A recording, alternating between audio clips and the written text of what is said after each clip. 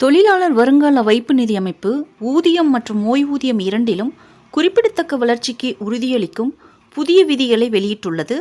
EPS 95 அதாவது ஊழியர்களின் ஓய்வூதிய திட்டம் 1995 கீழ் சம்பள வரம்பை ரூபாய் 15,000 ரூபாய் 21,000 உயர்த்த அரசு திட்டமிட்டுள்ளது. அதேபோல குறைந்தபட்ச ஓய்வூதியம் ரூபாய் 1,000 ரூபாய் 7,500 உயர்த்த திட்டமிடப்பட்டுள்ளது. அடிப்படை சம்பள வரம்பு ரூபாய் 15,000 முதல் ரூபாய் 21,000 வரை அதிகரித்தால் ஊழியர்களின் மாதாந்திர ஓய்வூதியம் மாறுபடும். இங்கு நிறுவனத்தின் பங்களிப்பு அதிகரிக்கும்.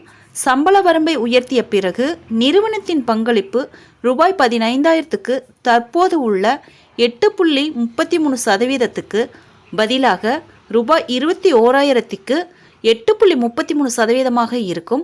PF கணக்கில் டெபாசிட் செய்யப்படும் தொகை அதிகரிக்கும் போது ஓய்வூதிய நிதியும் அதிகரிக்கும். இந்த 2025 ஆண்டில் அமலுக்கு வரும் புதிய EPFO விதிகளில் PF கணக்கில் இருந்து ATM மூலம் பணம் எடுக்கும் வசதி, எந்த வங்கியிலிருந்தும் ஓய்வூதியம் பெறும் வசதி, பங்களிப்பு வரம்புகளை நீக்குதல் போன்ற அம்சங்கள் உள்ளன.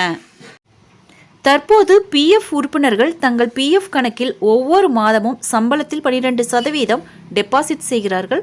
நிறுவனமும் அதே தொகையை டெபாசிட் செய்கிறது.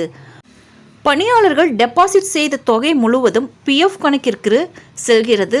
நிறுவனம் டெபாசிட் செய்யும் தொகையில் 8.33% EPS கணக்கிற்கும் 3.67% EPF கணக்கிற்கும் செல்கிறது. EPS திட்டத்தில் குறைந்தபட்ச மாத ஓய்வூதியத்தை 1,000 ரூபாயில் இருந்து ரூபாய் 7,500 உயர்த்த வேண்டும் என்ற நீண்ட நாள் கோரிக்கையும் உள்ளது. 2025 ஜனவரி 10 அன்று EPS 95 ஓய்வூதியதாரர்கள் நிதியமைச்சர் நிர்மலா சீதாராமனை சந்தித்து குறைந்தபட்ச ஓய்வூதியத்தை ரூபாய் 7,500 உயர்த்த வேண்டும் என்று கோரிக்கை வைத்தனர். இதுபோன்ற சூழலில் இதற்கான முடிவை அரசு எடுக்கலாம். அப்போது ஊழியர்களுக்கு அதிக பலன்கள் கிடைக்கும். ஃப்ரெண்ட்ஸ், இந்த தகவல் உங்களுக்கு யூஸ்ஃபுல்லாக இருந்தால் என்னோட சேனலை சப்ஸ்கிரைப் பண்ணுங்கள், லைக் பண்ணுங்கள், மற்ற நண்பர்களுக்கும் இந்த வீடியோவை ஷேர் பண்ணுங்கள். தேங்க்ஸ் ஃபார் வாட்சிங்.